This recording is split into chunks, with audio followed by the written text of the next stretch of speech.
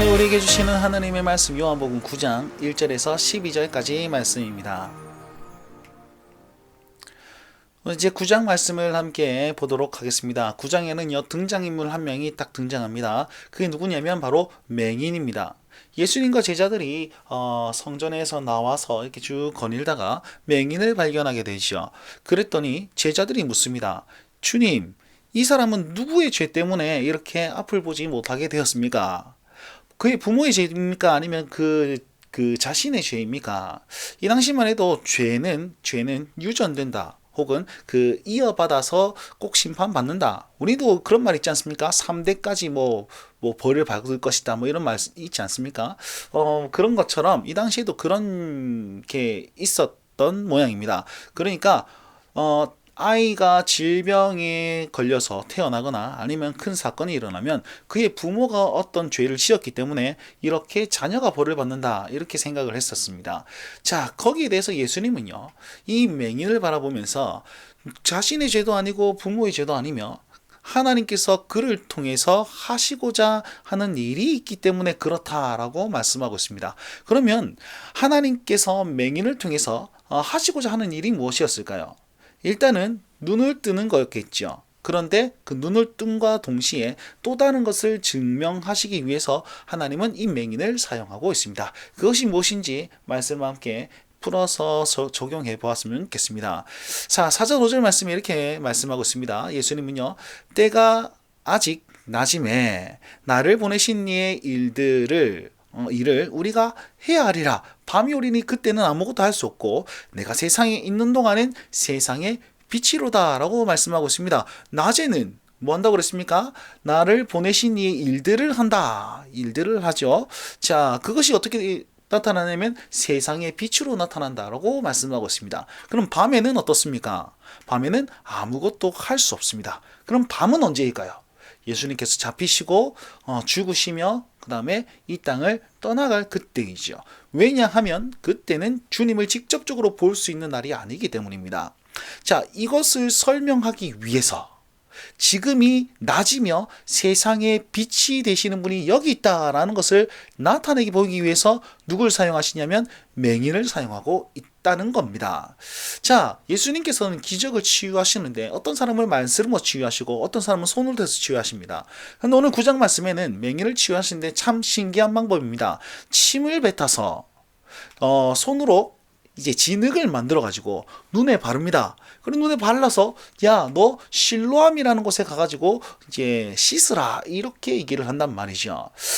왜 이렇게 번거로운 행동을 하셨을까요? 이 안에 메시지가 있기 때문입니다. 자, 어떤 메시지입니까? 침이라는 것은 부정적인 것입니다.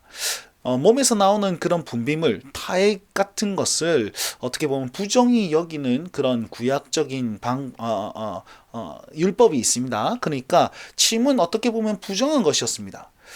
그리고 진흙은요, 평범한 것이죠. 뭐 특별한 것이 아닙니다. 요즘 뭐 진흙팩 이렇게 하고 피부가 좋아진다 하지만 그런 거 말고도 진흙은 아주 흔한 것이었으며 평범한 것이었습니다. 실로암 뜻이 뭡니까? 오늘 말씀해 보니까 실로암은 보냄 받은 곳이다, 이렇게 얘기합니다.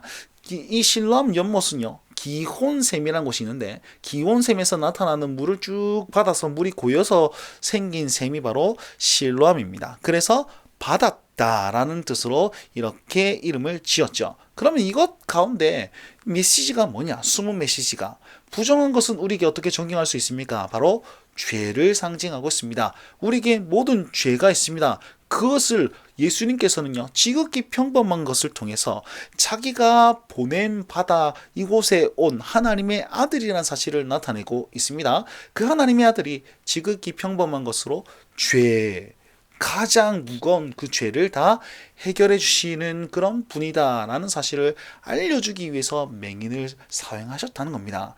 맹인이 이 모든 것을 통해서 눈이 밝았지요. 그와 같이 예수님께서는 이 맹인에게 밝은 눈을 주었던 것처럼 이 땅의 빛으로서 지금 빛의 역할을 감당하고 있다, 이 사실을 그대로 보여주고 있습니다. 자, 이 말씀을 기억하시면서 우리 삶에 한번 적용해 봅시다.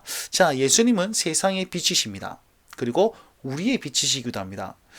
죄와 진흙과 같은 우리 삶에도 그분은 빛이 되신다는 겁니다. 그리고 그분과 동행하는 그때가 바로 낮이며 그분과 단절되었던 곳이 바로 밤입니다.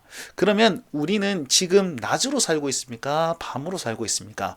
주와 동행하며 살고 있다면 지금 이곳이 낮임을 기억하고 확신하면서 이 세상을 살았으면 좋겠습니다. 어떻게 사는 방법이 낮을 증명하는 방법일까요? 고민해 보시고요. 두 번째, 맹인을 통해서 세상에 빛 되신 예수님이 짜자잔 나타나셨고, 맹인을 통해서 자기가 하나님의 아들 보내받은 자라는 사실을 또한 나타내 보이셨습니다.